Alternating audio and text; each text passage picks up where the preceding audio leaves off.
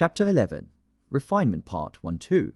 These words convinced the crowd. What was a mere soul-consuming monster compared to the ghost general? Although the reason as to his appearance was unknown, it was obvious that killing 1,000 soul-consuming spirits couldn't even compare to capturing one single Wenenning. After all, this was the most obeying mad dog under the wire-ailing patriarch, which bit people without making any noise. If it was captured, they would surely become famous in the cultivation world and quickly rise to success. Their original goal from attending the Daffin Mountain Night Hunt was to fight for fairies, beasts, and evil spirits to add to their experiences. With the shouts, it was certain that some people were interested. Yet, the older cultivators who saw with their own eyes how wild Wenenning was, when he broke out, were still cautious to make a move. Hence, the person shouted once more, "What are you scared of? It's not as if the wire-ailing patriarch is here right now." After another thought, the words made sense to them. What was there to be scared of? His master was already in pieces.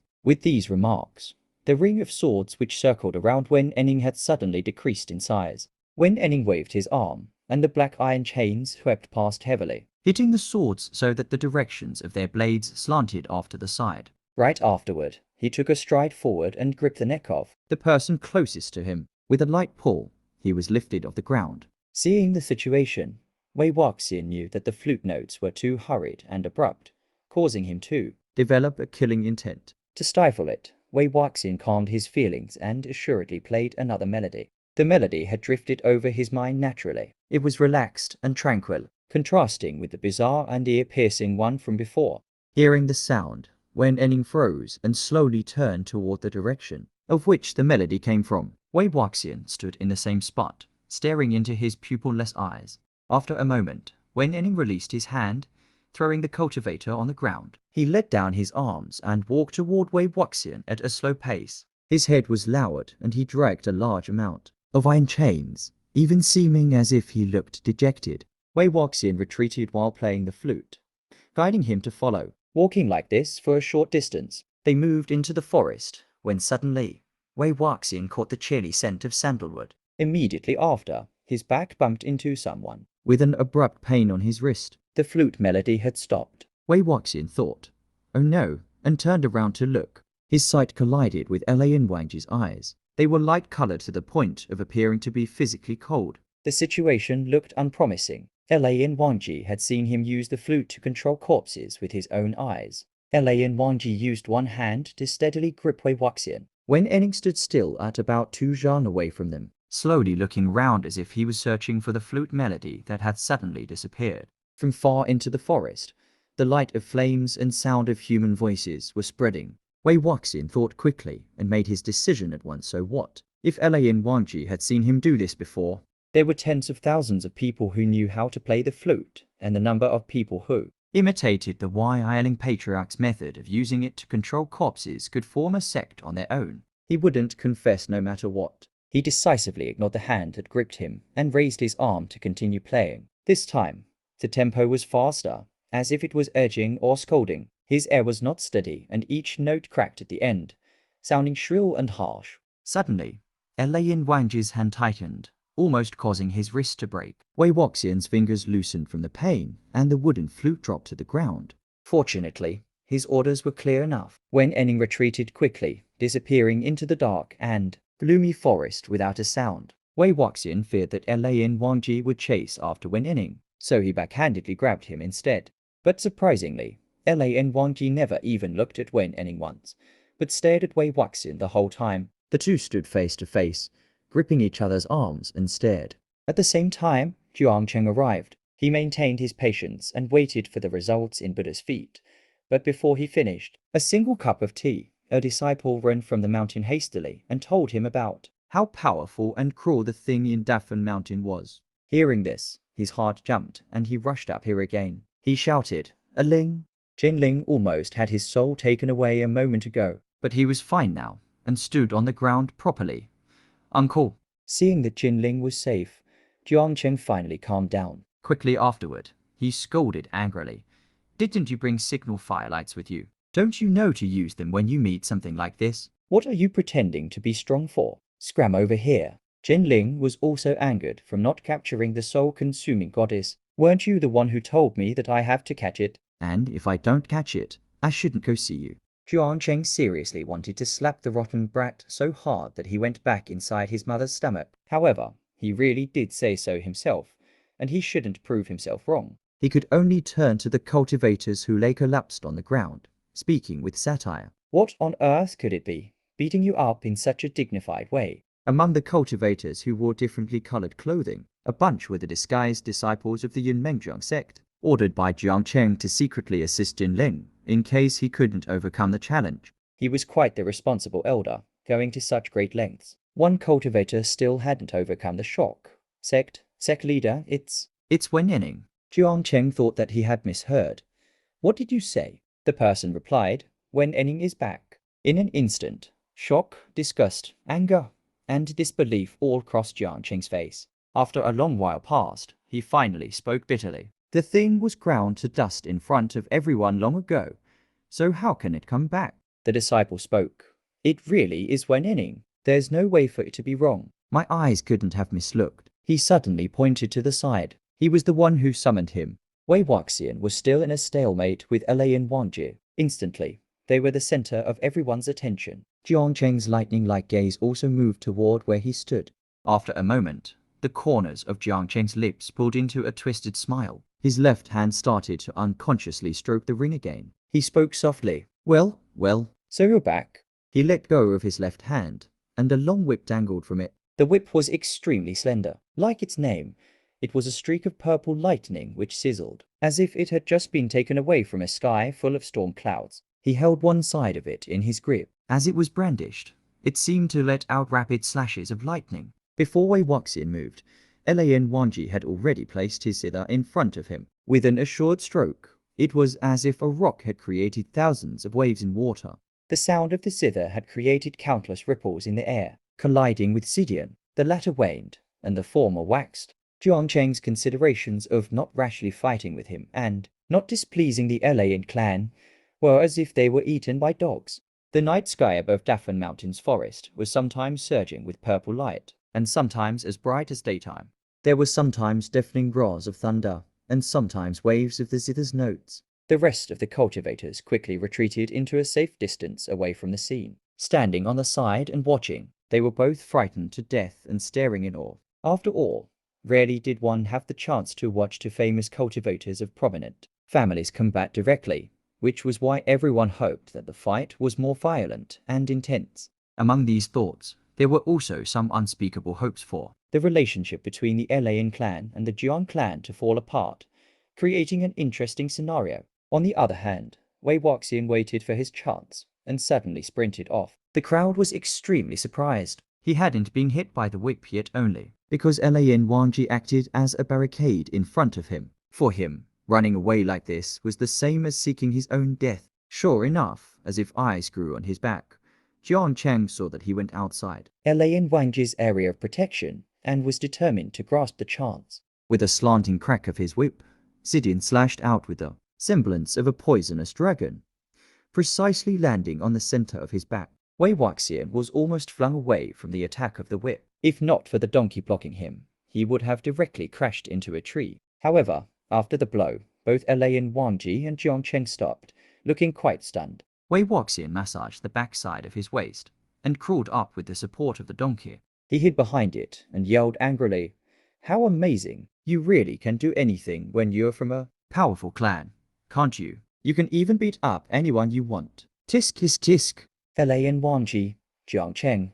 He was both shocked and enraged. What is going on? One unique power of Xidian was that, if it hit someone who seized another's body, their soul and physical form would immediately separate. Without any exceptions, the person's soul would be whipped away from the body. Yet, Wei Wuxian was still moving properly and running about after he was hit. The only explanation was that he did not seize this body. Wei Wuxian thought, of course Xidian couldn't whip out my soul. I didn't seize anyone's body, but was forcibly given one. Bewilderment could be seen on Jiang Cheng's face as he prepared to whip again. When Elaine Jinji suddenly shouted, "Sect leader Jiang, this should be enough, right?" It was Xidian. It was absolutely impossible for the first strike to fail and the second to succeed. For a magical weapon of such high level like Xidian, if nothing was taken out, nothing would be taken out. If it wasn't the seizing of a body, it wouldn't be the seizing of a body. In fact, the shout made Jiang Cheng, who cared about maintaining his reputation above anything else, unable to make another move. However, if it wasn't Wei Wuxian, who else could have summoned and controlled Wen Yining? Even after thinking it over multiple times, Jiang Cheng still couldn't accept the fact. He pointed at Wei Wuxian and scowled. Who on earth are you? Finally, a meddlesome bystander added a word to the conversation. He coughed. Sect leader Jiang, you might have not paid attention to these things, so didn't know about this. Mo Xuanyu was the Lanling Jin sect's. Ahem, he used to be a foreign disciple of the Jin sect. But, because his spiritual powers were low, and he didn't work hard in his studies, and also had that, he harassed a peer and was thrown out of the Lanling Jin sect. I've also heard that he lost his marbles. In my opinion, he was probably bitter from being unable to cultivate using the correct method. He ventured off onto the wrong path. It might not be. The why are Ailing Patriarch seizing this body? Jiang Cheng asked. That? Which? That. As in that? Someone couldn't help but to comment. The cut-sleeve Panshan. Jiang Cheng's eyebrows twitched. His eyes, which stared at Wei Wuxian, seemed more disgusted than before. There were more comments on the matter, but nobody dared to say them in front of Jiang Cheng. Although he was infamous, people had to admit that. Before the Ailing Patriarch Wei Wuxian had betrayed the Yunmengjiang sect, he was known for being a handsome young man and a refined cultivator skilled in the 6 arts. He ranked the 4th among all of the young masters in the cultivation world, being described as lively and cheerful. On the other hand, the ill-tempered sect leader Jiang ranked 5, surpassed by him, so most people weren't so bold as to mention the matter. Wei Ying was a frivolous and wanton person who loved to have tangled ties with pretty girls. Nobody knew how many female cultivators he had troubled with his charms, but it was yet unheard of that he was also attracted to men. Even if he wanted to steal a body and seek revenge, according to Wei Ying's taste, he definitely wouldn't have chosen a lunatic cut sleeve who rode a donkey while eating fruits, and painted his face to resemble a hanged ghost. Someone else muttered, "It's not him no matter how you look at it." The flute was also played horribly. This is definitely a case of blind imitation. Hearing how inferior it sounded. During the Sunshot campaign, the Ailing Patriarch stood on the battlefield and played his flute throughout the whole night, controlling the ghost soldiers as if they were a living army. He swept away all obstacles, whether a human or god was standing in front of him. He had defeated them. The sound of his flute was as if it was played by an immortal, absolutely incomparable to the terrible moans made by the abandoned son of the Jin clan. No matter how horrible Wei Wuxian's character was, it was too insulting to compare them like this. Wei Wuxian felt somewhat offended. Why don't you try playing a few notes after 10 or so years of not practicing, using a lousy flute made with just a few slices and cuts? If it sounds pleasant, I'll kneel in front of you.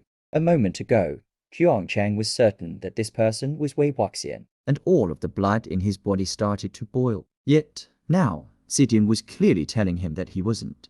Zidin definitely wouldn't deceive him or make a mistake, so he quickly calmed himself and thought, this doesn't mean anything. I should first find an excuse to take him back and use every possible method to get information out of him. It's impossible for him to not confess anything or give himself away. I've done things like this in the past anyways. After thinking it through, he made a gesture. The disciples understood his intention and came over. Wei Wuxian hurriedly jumped behind Elaine Wanji with the donkey and exclaimed while holding a hand over his chest, "Ah, what are you going to do to me?" Elaine Wanji gave him a look, putting up with his extremely discourteous, noisy, and exaggerated behavior. Seeing that he had no means of moving over, Jiang Cheng spoke. "Second young master Elaine, are you purposely making it difficult for me?"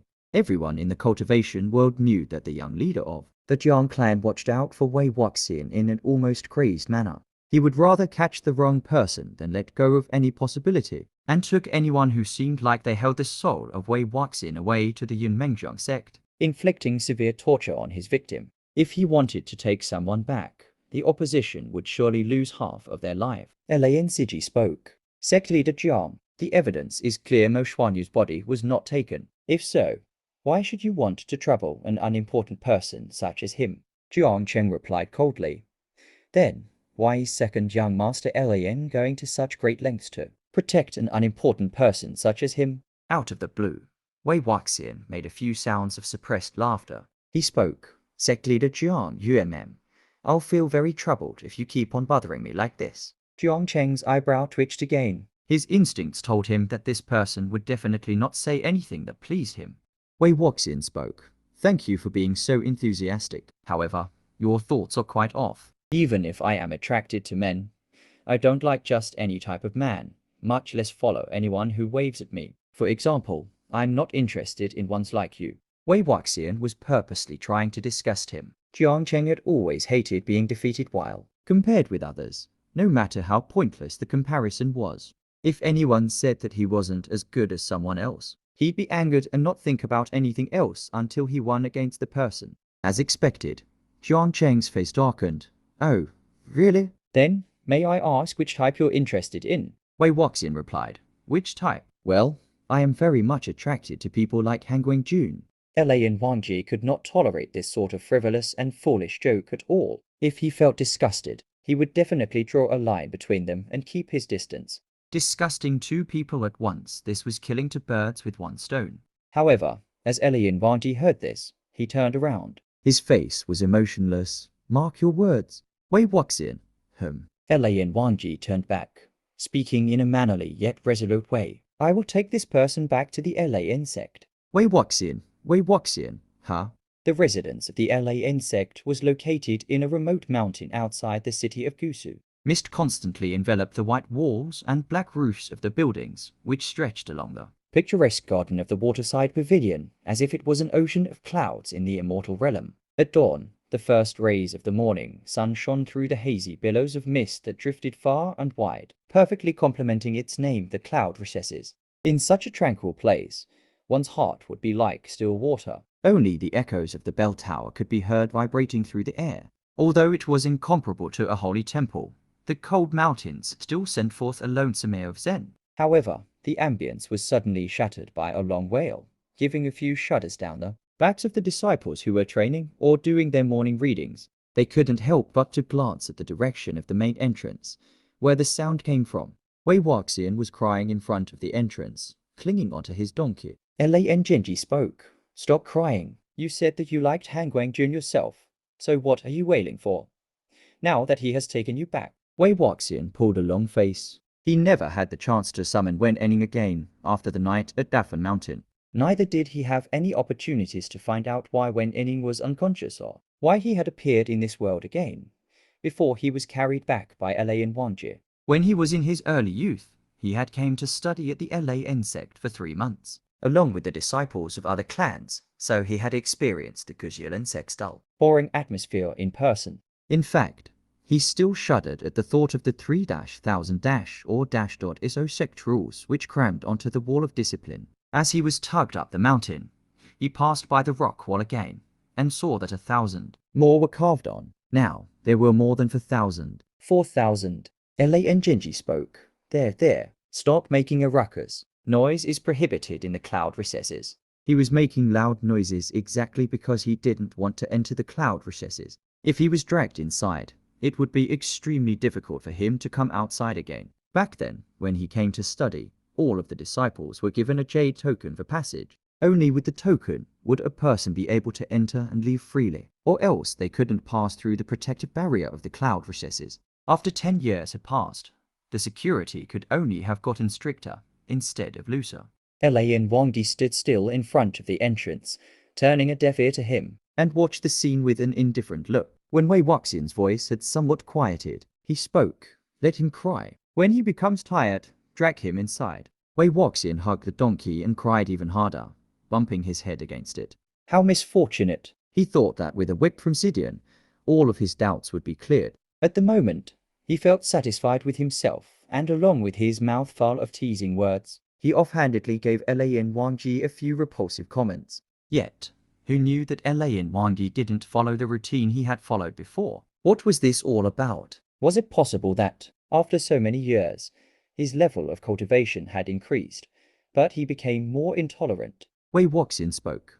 I'm attracted to men, so with so many beautiful young men in your sect, I'm afraid that I won't be able to control myself. Alain Siji tried to reason with him. Young Master Mo, it was for your sake that Han Guangjun brought you here. If you do not follow us, Sect Leader Jiang will not be willing to let the matter go. During these years, There were countless people whom he caught and took back to Lotus Pier, and none of those people were ever let out. La and Genji spoke. That is right. You have seen sect leader Jiang's methods, have you not? They are quite cruel. He paused here, remembering the rule that stated, talking behind other people's backs was prohibited, and secretly glanced at La and Wanji. Seeing that Han Guangjun didn't show any means to chastise him, he was bold enough as to mumble on. It is all because of the unhealthy trend that the Yi-Island Patriarch started. There are so many people who copy him and cultivate that foolish method. With sect leader Jiang being so suspicious of everyone, Is it even possible for him to catch all of them? Just look at you and your flute skills. he The He told more words than what any sentences could describe. Wei Wuxian felt like he really needed to defend himself. Well, actually, you might not believe me, but I usually play the flute quite well. Before he finished his defense, a few white-clothed cultivators walked through the door. Each person wore the LA insect uniform, with flowing, plain robes as white as snow. The man standing in front was tall and slender. Hanging on his waist was axia made of white jade, aside from his sword. As Elaine Wanji saw them, he slightly bowed his head to show respect, and the person did the same. He looked at Wei Wuxian and smiled.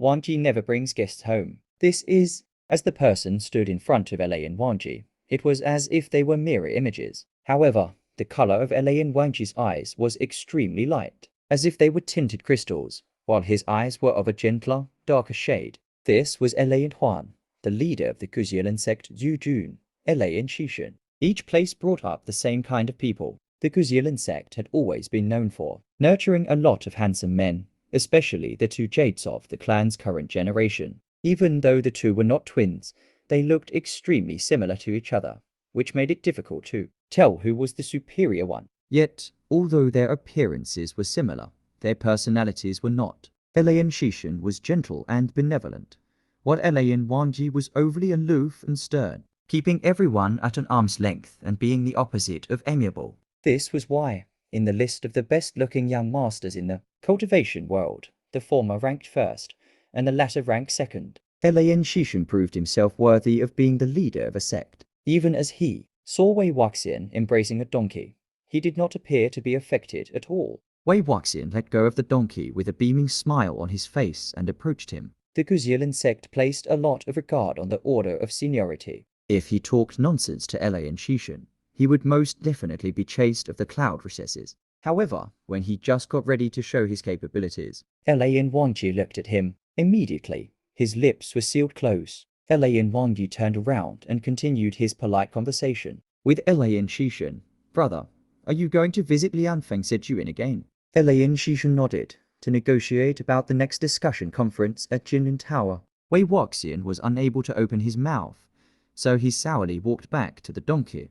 Lianfeng Zhejuin was the current leader of the Lanlingjin sect Jin Guangjiao, the only illegitimate son whom Jin Guangshen approved of. He was Jinling's youngest uncle, being half-blooded brothers with both Jinling's father, Jin Zixuan, and Mo Xuanyu. However, although they were both illegitimate sons, they were extremely different. While Mo Xuanyu was in Mo village, sleeping on the ground and eating leftovers, Jin Guangjiao was sitting in the highest seat of the cultivation world, summoning the winds and controlling the rain. If he wanted to talk to Elaine Shishin or initiate a discussion conference, he could do so however he wanted to. Then again, no wonder the sect leaders of the LAN and Jin Sekus personally went along quite well after all. They were sworn brothers. Elaine Shishin spoke. Uncle has taken and examined what you brought back from Mo village. Hearing the words Mo village, Wei Wuxian automatically started to pay attention. Unexpectedly, he felt his lips part. Elaine Shishin had released his silence and spoke to Elaine Wanji. It is not often that you bring somebody home, being in such good spirits. You need to treat your guest with courtesy, unlike this. Good spirits? Wei Wuxian carefully looked at Elaine Wanji's face. How could he tell that he was in good spirits? After watching Elaine Shishin leave, Elaine Wanji spoke. Drag him inside. Then, Wei Wuxian was, indeed, dragged into a place which he swore not to step inside again. In the past, only distinguished cultivators had came to visit the LAN sect, and never had anyone seen a guest like him before. The juniors all crowded around him, interested by this new turn of events. If not for the sect rules being so strict, there would definitely be bouts of laughter along the journey. LAN Genji asked, Han Guangjun, Where should we drag him to? L.A. and Wang Ji replied. The Jingshi. The Jingshi. Wei Wuxian didn't know what was going on. The rest stared among themselves, afraid to make any sound. It was Han Guangjun's bedroom and study, which he had never invited anyone inside. The furniture in the Jingshi was extremely simplistic, without any unnecessary belongings. On the accordion partition, there was a painting of drifting clouds, floating and morphing with its fine brushwork. A green table lay horizontally in front of it. On top of the three-legged incense stand in the corner, a hollowed-out incense burner made of white jade emitted soft, lingering smoke, filling the whole room with the chilling scent of sandalwood. L.A. and Wang Ji went to see his uncle to discuss serious matters, while Wei Wuxian was pushed into the room. Right after L.A. and Wang Ji left, Wei Wuxian also went outside. He strolled around the cloud recesses and found that, as he had expected, without the jade token for passage, even if he climbed up the white walls of a few zhang's height, he would be immediately flung off by the barrier, attracting the attentions of the nearby patrolmen at once.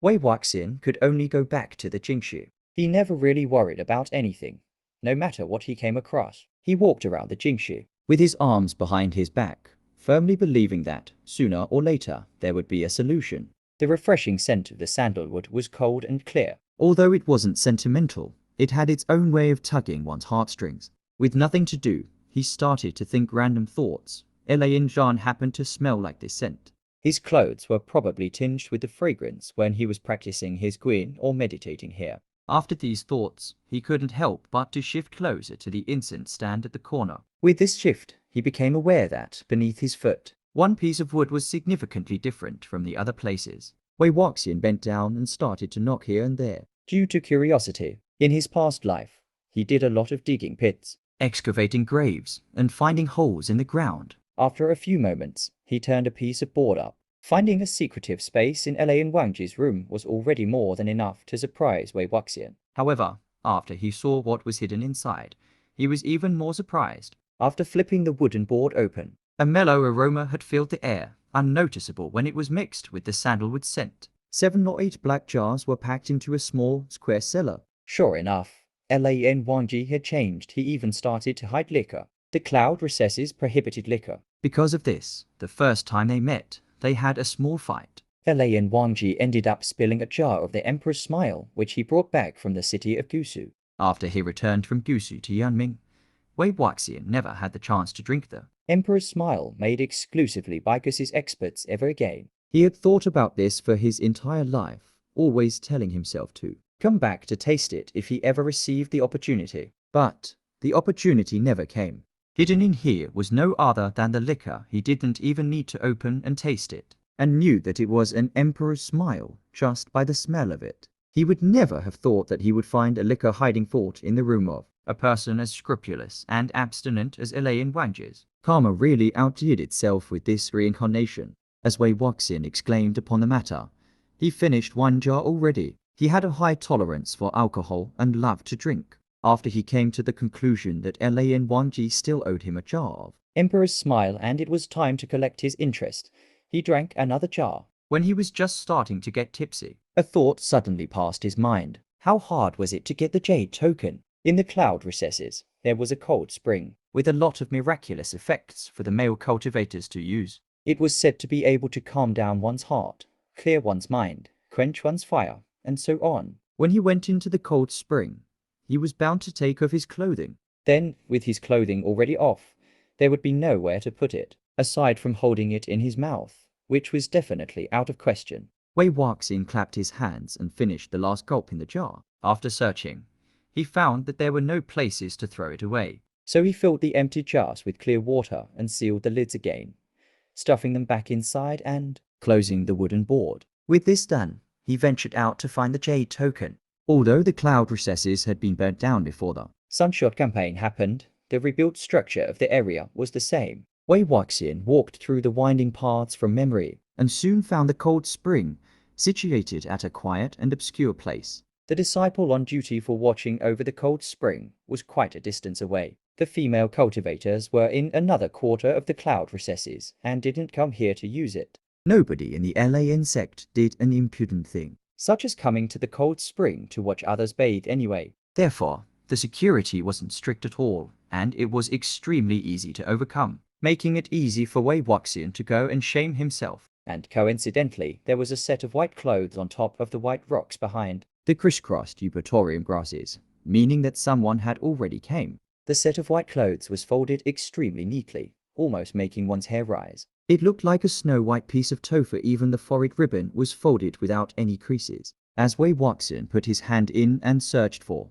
the jade token of passage, he was almost reluctant to mess it up. Afterward, stepping over the bushes of eupatorium grasses, his gaze passed over the spring and suddenly halted. The water in the cold spring was freezing. Unlike a hot spring, there wasn't any vapor to shroud one's eyes, so it was possible to take a clear look at the upper half of the person in the spring who stood with his back to him. The person in the spring was quite tall. His skin was fair and his hair was black, wet and gathered to one side. The lines which outlined his waist and back were smooth, graceful yet holding strength. In simpler terms, he was a beauty. However, Wei Wuxian was definitely not stunned and unable to avert his gaze because he was looking at a bathing beauty. No matter how beautiful he was, he wouldn't actually be attracted to men. Really, it was the things on the person's back that made him unable to avert his gaze.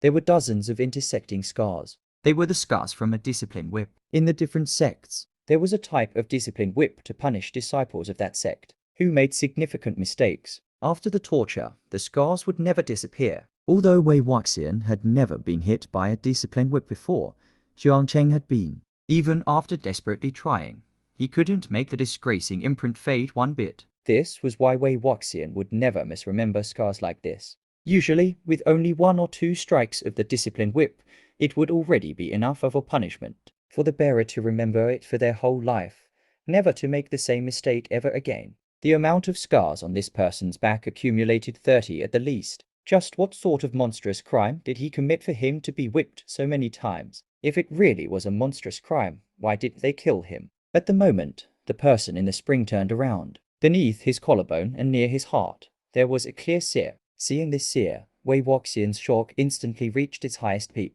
Lotus Pier. The specifics of this place will be explained later. However, this name also came from a poem. It was the name of a poem by the famous poet Wan Wei. I cannot find the translation of this poem online, but it doesn't matter too much, as this doesn't influence anything in the story. 2 jades. This term refers to 2 people who are especially good at something on a generally equal level. Summoning the winds and controlling the wind. There is nothing special to this proverb. It just means that he is very powerful and could do whatever he wanted to do. Swan Brothers, the author of FODC or GDC, had stated that everyone in this book, apart from Wei Wuxian and Lan Wangji, are straight. However, that does nothing to stop the Fangals from shipping practically every character with every other character. Feel free to ship Lan Shishan and Jin Guanjiao, or any other characters you're interested in. Whichever way you'd like to do so. Jinshi. This literally translates into quiet room, as there doesn't seem to be any appropriate terms for this in English. It is kept as pinyin, queen. This is the term for the type of zither that Lan Wangji plays. In past chapters, it was referred to as a zither, but the queen is one specific type of zither, so it has been changed.